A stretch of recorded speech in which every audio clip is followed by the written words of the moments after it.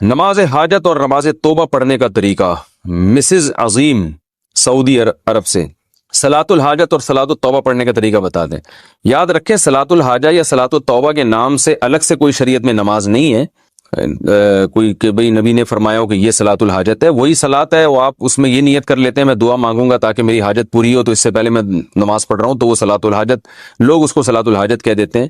اور توبہ میں بھی یہی ہے کہ 2 رکعت پڑھ کے اللہ سے گناہوں کی معافی مانگی جائے، تو یہی نماز ہے جو 2 رکعتیں ہم عام طریقے سے پڑھتے ہیں، یہ کوئی الگ سے نمازیں نہیں ہیں۔ فجر عصر کے بعد صلاۃ الحاجت پڑھنا، کیا فجر یا عصر کے بعد صلاۃ الحاجت کے نفل پڑھ سکتے ہیں؟ فجر اور عصر کے بعد کسی قسم کی نفل نماز جائز نہیں ہے، اور یہ بھی سمجھ لیں صلاۃ الحاجت کے نام سے کوئی شریعت میں الگ سے نماز نہیں ہے۔ بس 2 رکعت آپ دعا مانگنے کے لیے پڑھیں کہ اللہ سے میں اپنی حاجت مانگوں گا، تو اس کو آج کل صلاۃ الحاجت کہہ دیا جاتا ہے، لیکن یہ کوئی الگ سے اسلام کی کوئی نماز نہیں ہے۔ تو باقی کوئی بھی نماز ہو، فجر اور عصر کے بعد نفل نماز اگر ہے تو وہ پڑھنا جائز نہیں ہے۔ صلاۃ التسبیح کی شرعی حیثیت۔ بہت سے لوگ کہتے ہیں کہ اسلام میں صلاۃ التسبیح کی کوئی حیثیت نہیں ہے، کیا یہ درست ہے؟ نمرہ بلال صاحبہ نے سوال پوچھا ہے۔ دیکھیں صلاۃ التسبیح کے بارے میں جتنی احادیث ہیں کوئی ایک بھی صحیح حدیث نہیں ہے، پہلی بات تو یہ۔ دوسری بات یہ کہ فقہا کا اصول ہے کہ ضعیف حدیثیں جب کثرت سے ہوں تو وہ درجہ حسن تک پہنچ جاتی ہیں، یعنی قابل قبول ہو جاتی ہیں۔ وہ اس بیس پہ اگرچہ صحیح حدیث ایک بھی نہیں ہے، لیکن کثرت سے حدیثیں ہیں، اگرچہ وہ ضعیف ہوں تو وہ مل کے ایک قوت مل جاتی ہے ان کو۔ اس بیس پہ جمہور علماء کا یہی مذہب ہے، یہی ان کا قول ہے، یہی ان کا فتویٰ ہے کہ صلاۃ التسبیح کو بالکل کالعدم قرار دے دینا یہ درست نہیں ہے، اس نماز کی ایک حیثیت ہے، یہ سنت عمل ہے، کیونکہ ضعیف روایتوں کی کثرت کی بیس پہ جو ہے وہ فتویٰ یہ دیا جائے گا کہ یہ نماز ثابت ہے، اور وہ فضیلت جو اس کی حدیث میں آتی ہے وہ فضیلت ثابت ہے۔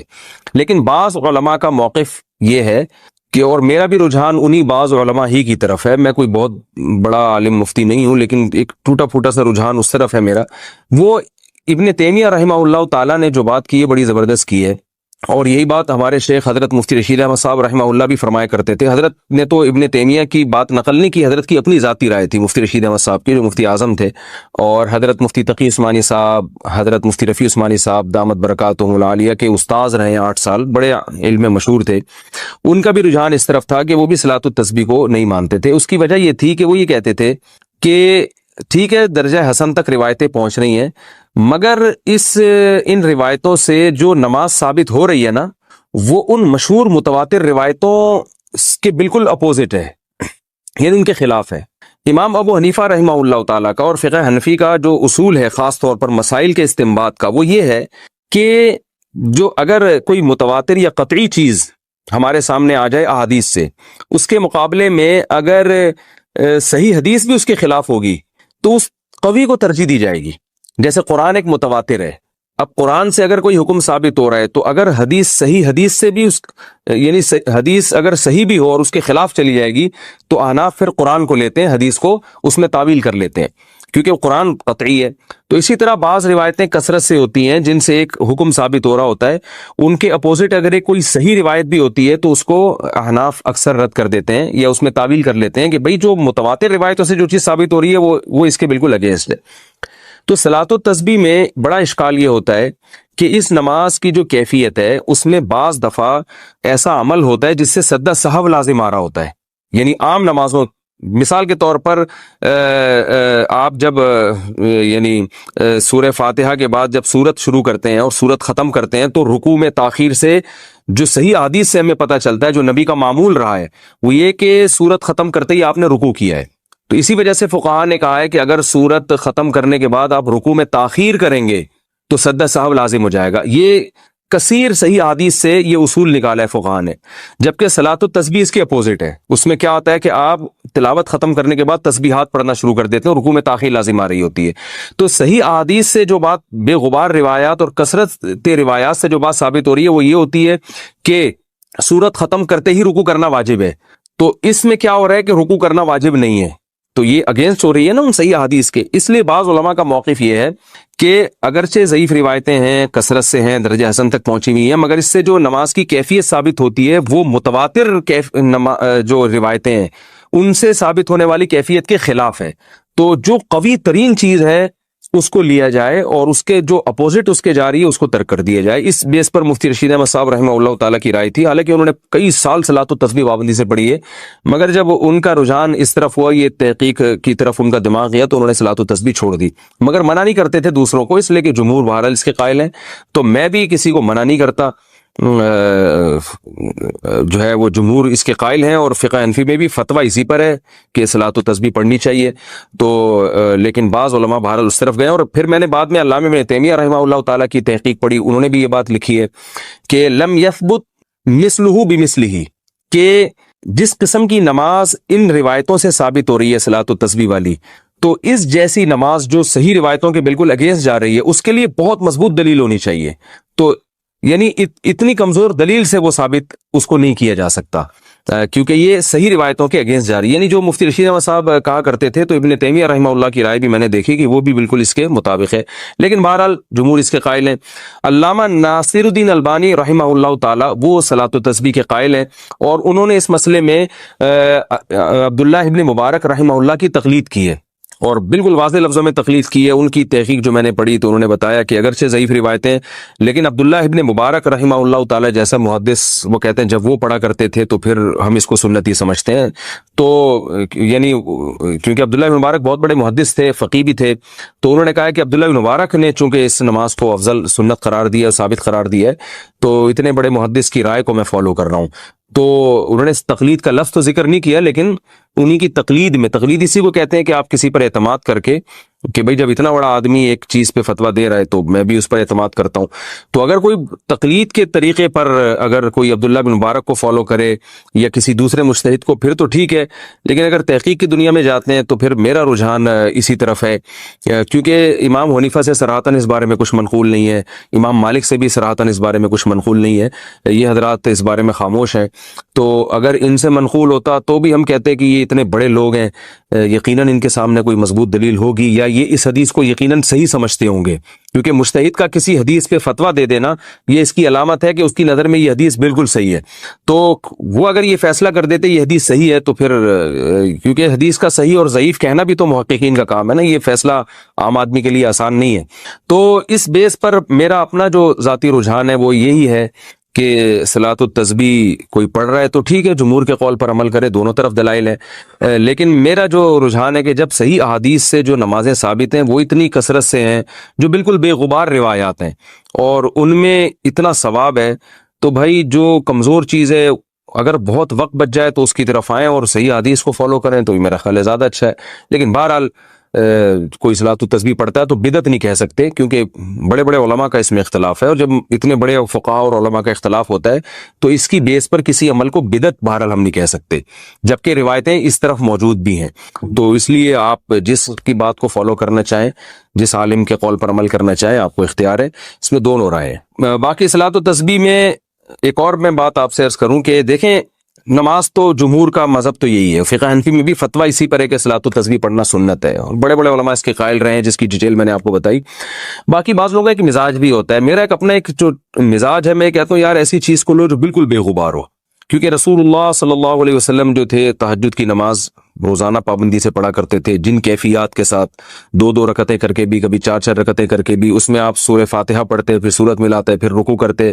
تو یہ کیفیت تھی. تحیات کے بعد درود شریف اور دعا پڑھ کے سلام پھیرتے. اور اسی طرح اشراق کی نماز آپ نے بتائی، اوابین کی نماز بتائی. یہ بالکل بے غبار روایات سے ثابت ہیں، ان میں کوئی اختلاف بھی نہیں ہے. تو بعض کا مزاج بھی ہوتا ہے، میرا مزاج یہ کہ بھائی ایسی چیز کو لے لو جو بالکل بے غبار ہو. لیکن بعض لوگ کہتے ہیں کہ بھائی اس میں چونکہ تسبیح کا عمل بہت زیادہ ہو رہا ہے اور بڑی لمبی نماز ہوتی ہے اور تسبیح سے ایک طرف دماغ لگتا ہے، اس بیس پہ کہتے ہیں کہ یہ پڑھنی چاہیے. تو اس میں ایک ذوق کا بھی اپنا دخل ہوتا ہے. مسز غفار لاڑکانہ سے، اگر کوئی عورت سفر میں ہو جیسے بازار میں یا بس میں، تو وہ نماز کیسے ادا کرے گی؟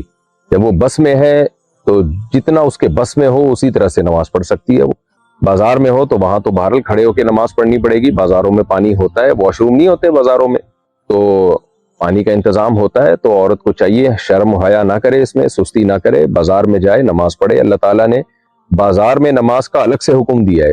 رجال لا تلہیہم تجارت ولا بیع عن ذکر اللہ و اقام الصلاۃ. اللہ فرماتے ہیں کہ ہمارے جو نیک بندے ہیں ان کو تجارت اور خرید و فروخت نماز سے غافل نہیں کرتی. تو نیک بندے میں عورتیں بھی آتی ہیں، مرد بھی آتے ہیں.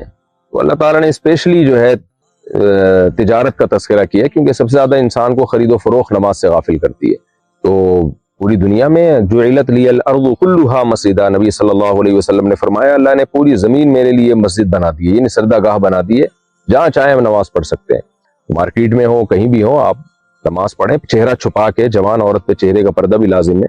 تو باقی یہ کہ بس میں کیسے نماز پڑھیں، تو بس میں ایسے نماز پڑھیں کہ بس کا ٹکٹ کروانے سے پہلے تھوڑا احتیاط کر لیا کریں بھائی، نمازوں کے وقت تو نہیں ضائع ہو جائے گا بس کے اندر کہیں. اور اگر پھر بھی جلدی سفر ہے، کہیں جانا ہے، تو بس میں پھر آپ نے یہ کرنا ہے کہ بھائی نمازوں کی جو ٹائم ہے نا وہ پہلے سے نوٹ کر لینا ہے. تو بس والے کنٹینیو کبھی بھی نہیں چلاتے کہ قیامت تک چلاتے ہی رہیں، ہر 2-3 گھنٹے کے بعد وہ روکتے ہی ہیں. جیسے ہی روکیں دیکھیں نماز کا ٹائم ہے فوراً نماز پڑھ لیں. اور اگر کبھی ایسا ہو کہ بس میں نماز کا ٹائم نکلتا چلا جا رہا ہے اور ڈرائیور روک ہی نہیں رہا، تو پھر اس کنڈیشن میں آپ بس میں بیٹھے بیٹھے نماز پڑھ لیں، فرض نماز. لیکن اس فرض نماز کو آپ نے اترنے کے بعد دہرانا ہے، کیونکہ فرض نماز کے لیے قیام ضروری ہے.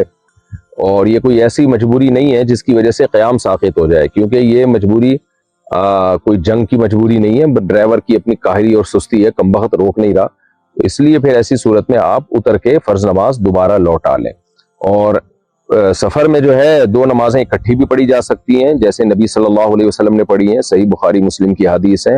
اکٹھی کیسے پڑھی ہیں کہ ظہر کو مؤخر کریں آپ، یعنی اپلیکیشن میں ٹائم دیکھ لیں کہ ظہر کا وقت کب ختم ہو رہا ہے، اور اس میں شافی وقت کو، یعنی جو اول وقت عصر ہے نا اس کو فالو کریں آپ. اس میں آسانی زیادہ ہے، خاص طور پہ سفر میں اس میں آسانی زیادہ ہے. نارملی تو عصر میں تاخیر افضل ہے، اس کے کیا دلائل ہیں یہ ایک الگ بحث ہے، لیکن اس وقت پہ بھی نماز ادا ہو جاتی ہے. خود احناف کا بھی یہی قول ہے کہ اول وقت میں بھی اگر کوئی عصر کی نماز پڑھتا ہے، جیسے ہم جب سعودی عرب جاتے ہیں تو اول وقت میں عصر کی نماز پڑھتے ہیں، تو سفر میں اس میں کوئی حرج نہیں ہے. حضر میں بھی جائز ہے، لیکن سفر میں تو بلا کراہت، یعنی بالکل ہی جائز ہے. ویسے بھی جائز ہے. افضل یہ ہے کہ تاخیر پڑھی سے کی، جب ہر چیز کا سایہ 2 مثل ہو جائے تو ہمارے نزدیک افضل یہ ہے کہ اس وقت عصر کی نماز پڑھی جائے. لیکن سفر میں ظاہر ہے افضلیت کو دیکھیں گے یا اس کو دیکھیں گے کہ نماز قضا نہ ہو جائے. قضا ہونے سے بچانا زیادہ ضروری ہے. تو سفر میں آپ 2 نمازیں اکٹھی بھی پڑھ سکتی ہیں. آپ نے پہلے ٹائم دیکھ لیا کہ مثال کے طور پر 4:30 پہ عصر کا وقت ختم ہو رہا ہے، ظہر کا وقت ختم ہو رہا ہے، اور 4:30 پہ عصر کا وقت شروع ہو رہا ہے، جو اول وقت ہے اس کی بات کر رہا ہوں. تو آپ نے کیا کرنا ہے، وضو وغیرہ کر کے 4:25 پہ آپ نے نیت باندھی، یا 4:20 پہ آپ نے نیت باندھی عصر کی. عصر پڑھ لی، 2 رکعت عصر ہوتی ہے، وہ 4:25 پہ بھی 2 رکعت آسانی سے ادا ہو جاتی ہے. 4:25 پہ آپ نے نیت باندھی، 2 رکعت پڑھی عصر، اور تھوڑا سا 1-8 منٹ ٹھہری، اور جیسے ہی ظہر کا وقت داخل ہوا اسی وضو سے اسی وقت بیٹھے بیٹھے آپ نے 2 رکعت عصر کا وقت جیسے ہی داخل ہوا آپ نے عصر بھی پڑھ لی. دوبارہ ریپیٹ کر دیتا ہوں. فار ایگزامپل 4:30 پہ عصر کا وقت داخل ہو رہا ہے اور ظہر کا وقت ختم ہو رہا ہے، تو آپ نے 4:25 پہ ظہر کی نیت باندھی. پہلے شاید میں غلطی سے عصر کہہ گیا تھا. ظہر کی نیت باندھی آپ نے، 2 رکعت ظہر کی پڑھی اور سلام پھیرا، 2-3 منٹ اسٹے کیا، ٹھہر کے دیکھا کہ بھئی ابھی عصر کا وقت داخل ہو گیا، 1 منٹ احتیاطاً، یعنی 4:31 پہ آپ کیا کریں، عصر کی نیت باندھ لیں. تو اس طرح سے 2 نمازیں اکٹھی نبی صلی اللہ علیہ وسلم نے سفر میں پڑھی ہیں. اور مغرب میں بھی یہی کریں آپ کہ مغرب کو آپ ڈیلے کریں. جب مغرب کا وقت قضا ہونے کے قریب ہو اس وقت آپ نے 3 رکعت پڑھی، اور جیسے ہی مغرب کا قضا ہوئی اور عشاء داخل ہوئی تو اس وقت فوراً آپ نے عشاء بھی پڑھ لی. 2 رکعت عشاء کے 3 وتر بھی ساتھ میں پڑھ لیں. تو یہ طریقہ ہے جس طرح سے نبی صلی اللہ علیہ وسلم جمع بین الصلاتین کیا کرتے تھے. اس پر میں انشاءاللہ بہت ڈیٹیل سے تفصیل میں کلپ ایک ریکارڈ کروانے والا ہوں، پورے ریفرنسز کے ساتھ. بخاری مسلم کی حدیث ہے اس بارے میں. ثم تلبس یسیرا، آپ صلی اللہ علیہ وسلم نماز پڑھتے جمع بین الصلاتین میں، تھوڑا سا ٹھہرتے اور پھر اس کے بعد اگلی نماز پڑھتے جب اس کا یعنی اس کا وقت داخل ہو جاتا. تو ڈیٹیل میں انشاءاللہ میں تفصیل سے اس پر کلپ ریکارڈ کرواؤں گا. باقی یہ جو اس طریقے سے 2 نمازیں اکٹھی پڑھی جاتی ہیں کہ ظہر کا وقت داخل ہوتے ہی عصر بھی ساتھ میں پڑھ لی اور مغرب کا وقت داخل ہوتے ہی عشاء بھی ساتھ میں پڑھ لی، اس پر کوئی صحیح روایت موجود نہیں ہے. جو روایتیں اس بارے میں صحیح ہیں وہ صریح نہیں ہے، جو صریح ہیں وہ صحیح نہیں ہے. صحیح اور صریح کا کیا مطلب ہے؟ جو صحیح حدیث ہیں ان میں یہ واضح نہیں ہے کہ ظہر کا وقت جیسے ہی داخل ہوا ساتھ میں فوراً عصر پڑھ لی، بلکہ نہیں، اس میں یہ روایتیں کہ سفر میں نبی صلی اللہ علیہ وسلم کو جب جلدی ہوتی تھی ظہر پڑھ کے ثم رکیب فوراً سوار ہو جایا کرتے تھے. تو بخاری کی حدیث ہے, اس میں یہ نہیں ہے کہ ظہر پڑھتے ہی عصر بھی ساتھ میں پڑھ لیا کرتے تھے اول وقت میں. ہاں ظہر پڑھ کے عصر ساتھ میں جب پڑھتے, جب ظہر کو تاخیر کرتے, ظہر کو مؤخر کرتے اور عصر کے قریب لے کے جاتے. تو عبداللہ بن مسعود رضی اللہ تعالیٰ عنہ کی صحیح بخاری کی حدیث ہے کہ نبی صلی اللہ علیہ وسلم نے حج کے موقع کے علاوہ کبھی بھی دو نمازیں اکٹھی نہیں پڑھی ہیں. اکٹھی کا مطلب یہی کہ نماز کو قضا کر کے دوسرے وقت میں داخل کر کے یا اس والی نماز کو پہلے وقت میں لا کے, ایسا کبھی بھی نہیں پڑھا. بعض لوگ کہتے ہیں عبداللہ بن مسعود کو نہیں پتا ہوگا دو نمازیں اکٹھی ہونے کا, ہر صحابی کو ایسے تو نہیں کہ عالم الغیب ہو, سب کچھ یہ علم ہو. تو پہلی بات تو یہ کہ یہ کیسے ممکن ہے, جو نبی صلی اللہ علیہ وسلم کے سفر حضر کے ساتھی تھے ان کو ہی نہیں پتا چلا, تو کیسے پاسبل ہے. دوسری بات یہ کہ یہ ہم جب کہہ سکتے تھے جب عبداللہ بن مسعود رضی اللہ تعالیٰ عنہ دو نمازیں اکٹھی ہونے کی حدیث بیان نہ کرتے. خود عبداللہ بن مسعود سے صحیح سند سے ثابت ہے کہ نبی نے سفر میں دو نمازیں اکٹھی پڑھی ہیں. اب آپ دیکھیں ایک دفعہ ایک جگہ عبداللہ بن مسعود کہہ رہے ہیں دو نمازیں اکٹھی پڑھی ہیں, ایک جگہ کہہ رہے ہیں نہیں پڑھی ہیں. تو اس کا مطلب اس طرح سے نہیں پڑھی ہیں جس طرح سے آپ پڑھ رہے ہو کہ ظہر کا وقت داخل ہوتے ہی ظہر بھی عصر بھی, اس طرح سے نہیں پڑھی ہیں, اور اس طرح سے پڑھی ہیں جس طرح عبداللہ بن مسعود بیان کر رہے ہیں اور جس طرح دیگر احادیث سے ہمیں پتہ چل رہا ہے. تو وہ یہی ہے کہ ظہر کو مؤخر کیا جائے گا, عصر کے قریب لے جا کے پڑھا جائے گا, اور عصر کو مقدم کر کے ظہر کے بعد, اور مغرب کو مقدم اور عشاء کو مؤخر, اس طرح سے. باقی حج کی ایک خاصیت ہے, حج میں تمام ارکان خلاف قیاسی ہوتے ہیں, بہت سارے کام ہم سے خلاف قیاس کروائے جاتے ہیں. تو اس کی خاصیت یہ ہے کہ اس میں آپ جو ہے ظہر کے ساتھ ہی عصر پڑھتے ہیں اور مغرب کو آپ ڈیلے کرتے ہیں مزدلفہ میں, عشاء کے ساتھ آپ جو ہے وہ مغرب پڑھتے ہیں. تو یہ میں نے ڈیٹیل میں کچھ مسئلہ بیان کر دیا, باقی تفصیل سے انشاءاللہ میں اس پہ ریفرنسز کے ساتھ مسئلہ ریکارڈ بھی کروا دوں گا. ہمارے والد صاحب سرکاری نوکری کرتے ہوئے شہید ہو گئے, تو ہمیں حکومت کی طرف سے کچھ رقم ملی جو ہم نے اسلامک بینک میں رکھوا دی اور اس کا منافع لیتے رہے, کیا یہ منافع لینا جائز ہے, کیا اس پر زکوٰۃ ہوگی؟ جی جائز ہے, اسلامک بینک میں رقم رکھ کے منافع لینا جائز ہے, اور اگر یہ زکوٰۃ کے نصاب کو پہنچتا ہے تو اس پہ زکوٰۃ بھی ہوگی, لیکن اس میں دیکھا جائے گا سب وارثوں پہ تقسیم کر کے ہر ایک کے حصے میں اتنی رقم اگر آ رہی ہے, یا والد صاحب حکومت نے کسی خاص بیوہ کو دی تھی تو پھر بیوہ اس رقم کی مالک ہے, نہیں آپ کی والدہ, تو زکوٰۃ کے نصاب کو اگر وہ پہنچ جائے تو زکوٰۃ لازم ہے, ادروائز لازم نہیں ہے. سیف اللہ زرار قطر سے, ٹک ٹاک پر تلاوت اور بیانات شیئر کرنے سے جو ارننگ آئے گی وہ حلال ہوگی؟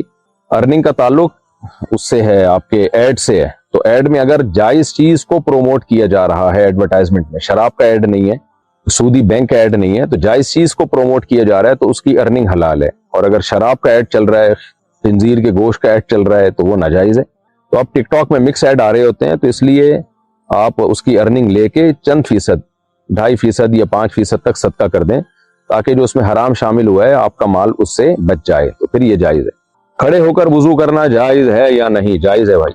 کیا ریلز پر بغیر میوزک کے سانگز لگانا جائز ہے جبکہ اس کے الفاظ بھی بیہودہ نہ ہو بلکہ صرف پیار محبت کی شاعری ہو؟ یہ جو گانے بجانے ہیں ان سے ایوائڈ کرنا چاہیے, کیونکہ اس سے انسان بے حیائی کی طرف مائل ہوتا ہے, چاہے وہ بغیر میوزک کے ہی کیوں نہ ہو. لوگوں میں ایک شوق و رغبت پیدا ہوگا, جب وہ گانا سنیں گے تو وہ چاہیں گے سچی مچی والا گانا نکال کے دیکھیں کہاں سے ملے گا یہ ہمیں, تو اس لیے اس سے ایوائڈ کریں آپ. یہ چیز گناہ کا ذریعہ ہونے کی وجہ سے ٹھیک نہیں ہے, جائز نہیں ہے. انجم ممبئی سے, واشنگ مشین میں ناپاک کپڑے دھلے ہوئے ہوں تو پاک کپڑے دھونے سے پہلے واشنگ مشین کو پاک کرنا ہوگا. واشنگ مشین کو پاک کرنے کا کیا طریقہ ہوگا؟ بھائی جب کپڑے دھلتے ہیں اس میں, اور جب کپڑوں سے پانی 2-3 دفعہ نکالا جاتا ہے, 3 دفعہ پانی جو ہے نا مشین کو بھرا جاتا ہے, پھر پانی نکالا, پھر بھرا گیا, پھر پانی, تو اس سے کپڑے بھی پاک ہوتے ہیں, مشین بھی پاک ہو جاتی ہے. تو پھر بھی اگر ایک دفعہ پانی یوں کر کے ڈالیں اور نیچے سے نکال دیں اس کو, یعنی جاری کر دیں پانی, تو بالکل بے غبار طریقے سے پاک ہو جائے گی, شک وہم بھی دور ہو جائے گا. نیچے مشین کا پائپ کھول دیں آپ, اور ایسے اوپر سے پانی ڈالا اور نیچے سے نکل رہا ہے, تو جاری پانی پاک ہوتا ہے, اس سے کپڑے بالکل وہ مشین بالکل پاک ہو جائے گی. محمد نعمان انڈیا سے, اسپورٹس کھیلتے ہوئے شارٹس پہننا کیسا ہے؟ ایسے شارٹس کے گھٹنے بھی کھلے ہوئے ہوں مرد کے, یہ جائز نہیں ہے. ناف سے لے کے گھٹنے تک کا ایریا مرد کے لیے چھپانا فرض ہے, کھیل کود میں اس کو ظاہر کرنا جائز نہیں ہے. محمد نعمان, اچھا کیا زکوٰۃ کے پیسوں سے بچوں کے اسکول میں کھانا کھلا سکتے ہیں؟ نہیں کھلا سکتے. زکوٰۃ کے لیے فقیر کو, غریب کو مالک بنانا ضروری ہے. جب ہم زکوٰۃ کے پیسوں سے غریب کو کھانا کھلاتے ہیں تو وہ کھانے کا مالک نہیں بنتا, مالک آپ ہی ہوتے ہو.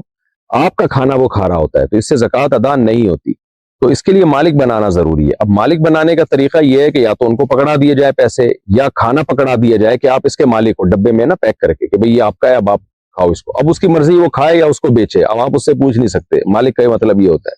دوسرا طریقہ یہ ہوتا ہے کہ آپ بچوں کے جو متولی ہیں، جیسے بچوں کے ماں باپ ہیں، ان کو آپ کہیں کہ ہم، چونکہ بچے نابالغ ہیں تو ان کے ماں باپ کا قبضہ بھی بچوں کا قبضہ ہی کہلائے گا.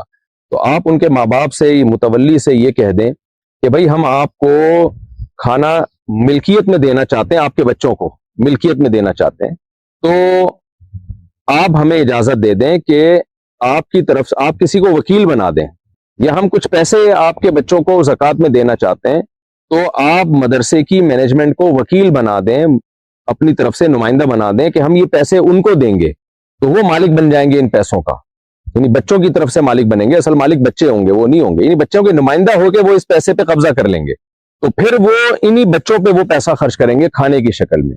تو اگر وہ اس کی اجازت دے دیتے ہیں، بہتر ہے کہ مدارس میں تو ایسا ہوتا ہے کہ وہ بچوں سے ایک تحریری، بچوں کے والدین سے ایک تحریری ایگریمنٹ کروا لیتے ہیں کہ ہمیں جو بچوں کے لیے زکوٰۃ ملے گی، تو ہم بچوں کی طرف سے اس زکوٰۃ پہ قبضہ کریں گے. ہم مالک یعنی ہم نہیں مالک بنیں گے، یعنی بچے مالک بنیں گے، لیکن ہم ان کے نمائندے وکیل بن کے اس پہ قبضہ کر لیں گے. تو ہماری بچوں کی ملکیت میں آ جائے گی وہ ہمارے ذریعے سے. اس کے بعد پھر ہم بچوں ہی کے مفاد میں اس کو خرچ کریں گے، اور اس میں ہمیں اجازت ہے ہم کھانا بھی کھلا سکتے ہیں. تو پھر اس طریقے سے یہ تدبیر جب آپ اختیار کریں گے تو پھر اس طریقے سے زکوٰۃ ادا ہو جائے گی. نارملی اگر غریب کو ایسے ہی دسترخوان لگا کے کھانا کھلا دیا زکوٰۃ کے پیسوں سے، تو اس سے زکوٰۃ ادا نہیں ہوتی. ڈبوں میں پیک کر کے یا تو اس کو مالک بنانا پڑے گا، یا یہ کہ غریب یا اس کے وکیل متولی، یعنی اگر غریب بالغ ہے تو خود اس کی پرمیشن سے، یا اگر وہ نابالغ ہے تو اس کے جو متولی ہیں ماں باپ کی پرمیشن سے آپ کو کسی کو وکیل بنانا پڑے گا کہ آپ اس کی طرف سے قبضہ کریں. اگر واٹس ایپ پر لڑکا لڑکی خود ہی ایجاب قبول کر لیں تو نکاح ہو جائے گا؟ نہیں ہوگا بھائی صاحب. محمد اقبال انڈیا سے، کیا شوہر طلاق دینے کے بعد بیوی کو بچوں کی وجہ سے اپنے پاس ازدواجی تعلق قائم کیے بغیر رکھ سکتا ہے؟ کیا اسے دیکھنے کا گناہ بھی ہوگا؟ طلاق کے بعد جوان بیوی کو شوہر اپنے گھر میں نہیں رکھ سکتا، کیونکہ اس میں گناہ کا بہت زیادہ خطرہ ہے. ہاں، بیوی اگر ایجڈ ہو اور شوہر بھی ایجڈ ہو تو اب ان میں کوئی خطرہ موجود ہی نہیں ہے. بعض دفعہ عورت بوڑھی ہو چکی ہوتی ہے، بعض دفعہ مرد بڈھا ہو چکا ہوتا ہے بیچارہ. تو اگر بیوی اتنی بوڑھی ہو چکی ہے کہ اس میں اب دلچسپی، جنسی رغبت ہی ختم ہو چکی ہے مرد کو، اور کوئی خطرہ نہیں ہے میاں بیوی کے ایک سیکشول ریلیشن قائم ہونے کا، تو ایسی صورت میں طلاق کے بعد اس بیوی کو اسی گھر میں رکھا جا سکتا ہے. لیکن عورت پہ لازم ہوگا کہ اپنے شوہر سے وہ پردہ کرے، یعنی آخری درجے کا پردہ کہ صرف چہرہ کھول سکتی ہے. اگر ویسے تو چہرہ بھی چھپائے وہ بھی فرض ہے، لیکن بہت زیادہ مجبوری ہو تو آخری درجے میں اس کی مجبوری میں شاید کوئی گنجائش دی جا سکتی ہے. ایجڈ خاتون کی بات کر رہا ہوں، اس کے لیے، جوان عورت کے لیے تو چہرہ چھپانا فرض ہے بہرحال. اگر وہ ایجڈ خاتون ہے تو پھر اس کی گنجائش دی جا سکتی ہے کہ وہ چہرہ کھول لے، باقی سارا جسم اپنا چھپائے اس مرد سے، پھر بچے پال سکتی ہے وہیں رہ کے.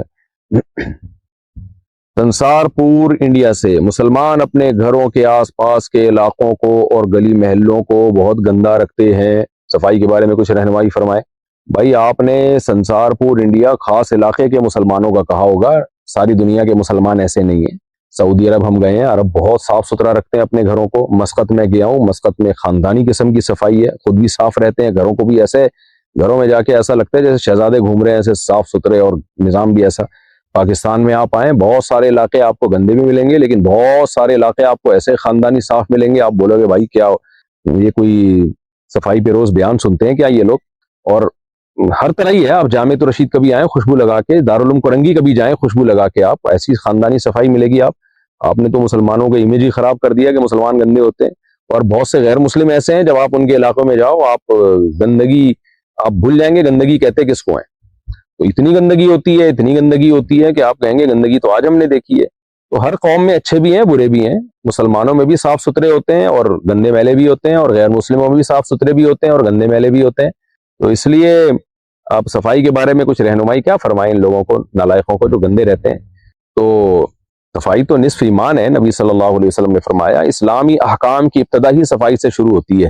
یعنی جب کوئی غیر مسلم مسلمان ہوتا ہے نا، تو کلمہ پڑھا کے اس کو جب مسلمان کیا جاتا ہے، سب سے پہلا حکم ہی اس کو غسل کا دیا جاتا ہے، غسل کرو. تو اور پھر نماز کا حکم دیا جاتا ہے، جس میں 15 دفعہ ناک میں پانی ڈالنا ہے، 15 دفعہ नाक को धोना है 15 दफा दिन में, कुल्ली करनी है 15 दफा मुंह को धोना है, तो मुसलमान तो मैला रह ही नहीं सकता, टाइम ही नहीं है उसके पास, उसका स्केजुअल अल्लाह ने ऐसा बना दिया।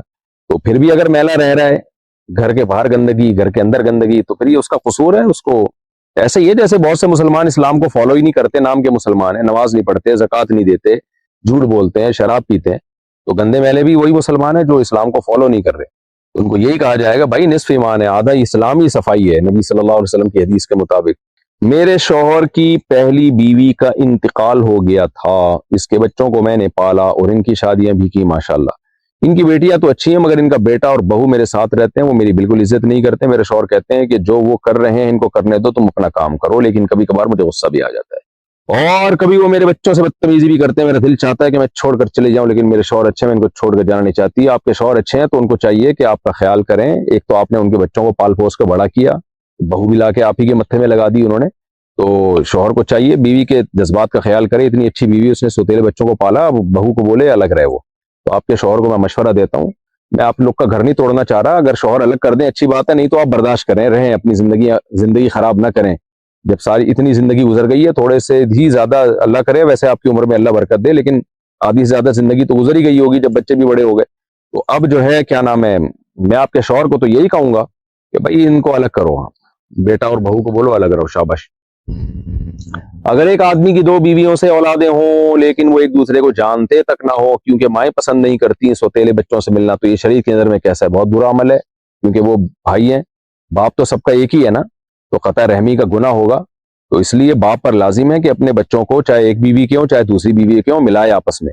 इसकी मिसाल बिल्कुल ऐसे है जैसे खातून अगर शादी करती पहले शौहर से, उसकी औलाद भी होती, तो वो चाहती ना मेरे पहले शौहर की औलाद जो है मेरे दूसरे शौहर की औलाद से भी मिले, ये बहन भाई एक दूसरे को पहचाने। तो ऐसे ही मर्द भी ये चाहता है और शरीयत का भी यही हुक्म है। बाकी अगर बहुत सख्त मजबूरी है तो फिर अलग से छुपा के मिला लें उनको, माओं के सामने ना मिलाएं। तो माएँ तो नहीं चाहती हमारे बच्चे उस खातून के बच्चों से मिले, उसके बच्चे हमारे बच्चों से मिले, तो ये तो एक कॉमन सी चीज है। लेकिन आदमी को चाहिए फिर छुपा के मिला लिया करे कि भाई ये उनको बताए ये तुम्हारे बहन भाई हैं, इनसे अच्छा सलूक करना है तुमने, तो उनको मिलाया करे। ऐसे बिल्कुल दूर रखना, ये बहन भाइयों का ही ये रिश्ता होता है, तो इसमें कतई रहमी है, रिश्तेदारी तोड़ना है शरीयत में ये जायज नहीं है। उनको मिलाता रहे आपस में, छुप छुपा के मिलाता रहे, उनको बता दे, अम्मा को नहीं बताना, ठीक है। हनीफ अहमद गुजरात से, इमाम साहिब जुम्मे की पहली रकत में सूरह आला और दूसरी रकत में सूरह गाशिया पढ़ते हैं और कोई सूरत नहीं पढ़ते। जब इनसे कहा जाता है कि आप कोई और सूरत नहीं पढ़ते, तो कहते हैं हुजूर सल्लल्लाहु अलैहि वसल्लम ने यही सूरतें पढ़ी हैं, क्या इनका हर जुम्मा एक ही सूरतें पढ़ना सही है या क्या ये सुन्नत है? जी सुन्नत अमल है और ये पढ़नी चाहिए उनको, लेकिन ये कि इसी का हमेशा के लिए मामूल बना लेना, कभी दूसरी सूरत पढ़ना ही नहीं, ये भी ठीक अमल नहीं है। लोग इससे इस अमल को फर्ज वाजिब समझना शुरू कर देंगे। इमाम साहब से कहें कभी कभार नागा भी किया करें, कोई दूसरी सूरतें पढ़ लिया करें। नॉर्मली तो ठीक कर रहे हैं वो, लेकिन कभी कभार इसके खिलाफ भी जाएं।